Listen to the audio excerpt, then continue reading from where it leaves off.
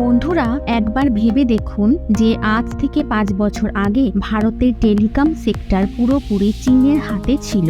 এটি কতটা দরকারি একটি জিনিস তা আপনারা সবাই জানেন। এর মাধ্যমে চীন যে কোনো সময় ভারতের যে কোনো জায়গার সাথে যুক্ত হয়ে যেতে পারে, এমনকি পুরো ভারতে নজরও রাখতে পারে। এর বড় একটি উদাহরণ হচ্ছে পাকিস্তান, যার নেটওয়ার্ক চীন নিজের ইচ্ছা মতো বন্ধ করে ফেলতে পারে। কিন্তু ভারত এই পুরো ব্যাপারটিকে বুঝতে পেরে গেছিল, যার জন্য ভারত আজকের দিনে দাঁড়িয়ে টেলিকম সেক্টরে শুধুমাত্র বড় ম্যানুফ্যাকচার না, তার সাথে সাথে বড় এক্সপোর্টারে পরিণত হয়েছে। তো বন্ধুরা, আপনাদের জানিয়ে দিই, পৃথিবীর সবথেকে বড় টেলিকম কোম্পানি ভারতের কাছ থেকে প্রতি বছর $1 বিলিয়ন টেলিকম ইকুইপমেন্ট এক্সপোর্ট করার প্ল্যান ভারত সরকারের সামনে রেখেছে। তো বন্ধুরা, বিষয়টিকে পুরোপুরি জানতে ভিডিওটিকে শেষ পর্যন্ত দেখুন। আপনাদের জানিয়ে দিই, কিছুদিন আগে টেলিকম সেক্টরকে নিয়ে 12,000 কোটি টাকার একটি PLI বের করা হয়েছিল, যেটিতে মোট 31টি কোম্পানিকে বেছে নেওয়া হয়েছিল।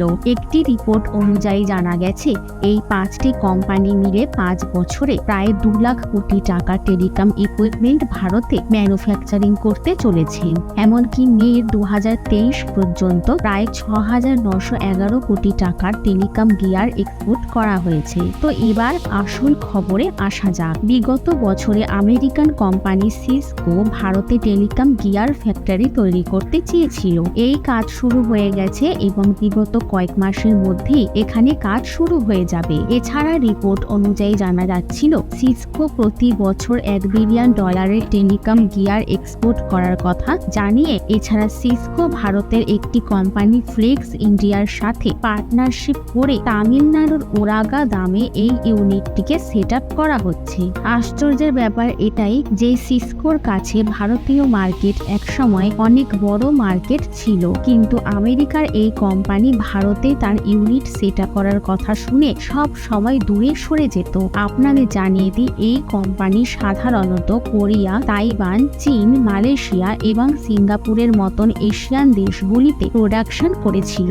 কিন্তু যখন ভারত সরকার টেলিকম গিয়ারে ইম্পোর্ট ডিউটি লাগিয়ে দেয় এবং ইনসেন্টিভ দেওয়া শুরু করে, তখন এরা ভারতে আসতে রাজি হয়। এছাড়া রিপোর্ট অনুযায়ী জানা যাচ্ছে, তারা তাদের প্রোডাকশন ইউনিটকে চীন থেকে এখানে শিফট করছে। এর কারণ হচ্ছে, ইউরোপের বেশ কিছু দেশ চীনের টেলিকম গিয়ারের ওপর ব্যান লাগিয়ে দিয়েছে। অন্যদিকে ভারতকে এরা একটি ভালো ম্যানুফ্যাকচারিং হাব হিসেবে দেখছে। এছাড়া আপনাদের জানিয়ে দিই, এর আগে চীনের বেশ কয়েকটি টেলিকম গিয়ারিং কোম্পানি ভারতে প্রবেশ করতে চেয়েছে, কিন্তু ভারত সরকার এদের প্রবেশ পথ সব দিক থেকে বন্ধ করে দিয়েছে। বর্তমান সময় দাঁড়িয়ে ভারত বেশ কয়েকটি 5G সাইট সেট আপ করে দিয়েছে। গর্বের ব্যাপার এটাই যে এই সবকটি সাইটসে ভারতের তৈরি ইকুইপমেন্ট ব্যবহার করা হয়েছে, কিন্তু এগুলোকে পুরোপুরি স্বদেশী বলা ভুল হবে, কারণ সেমিকন্ডাক্টর ও কোর ইলেকট্রনিক্সের প্রোডাকশন এখনো ভারতে শুরু হয়নি। কিছুদিন আগে ইতালি চীনের ইকুইপমেন্ট গিয়ারগুলিকে